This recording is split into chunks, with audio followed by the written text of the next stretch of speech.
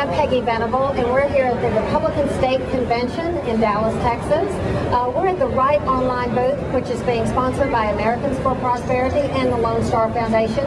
We have the privilege today of having with us at the booth Governor Rick Perry. We're going to be talking to Governor Perry. He's here talking to bloggers and lots of folks at the state convention. An exciting state convention. Yeah, it was. It was the energy was palpable out there. People are really fired up.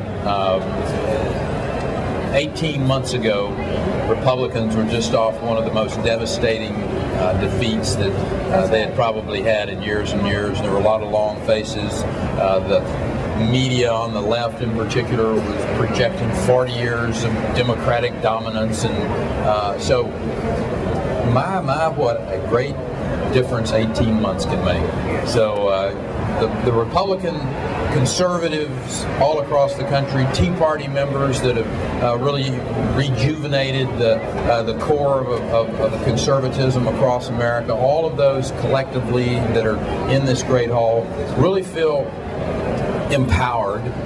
They feel very engaged. They know they've got a lot of work to do. We still have a Congress that is trying to pass through more far-reaching regulations, reach down in our lives, whether it's on health care, get into our wallet, tell us how to have energy policy, tell the states how they're going to run their own business. And people have just, you add all of that, Peggy, to the debt that is being accumulated for future generations to pay off. And Americans are scared.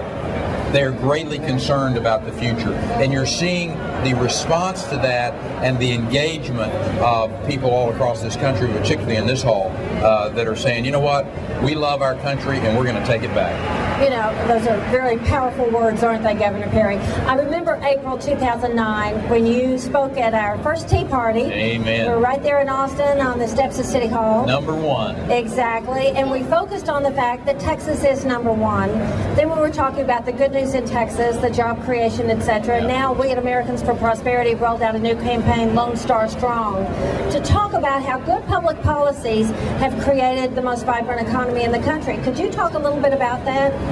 Well, simply put, governing and the principles of governing are and should be simple. Don't spend all the money.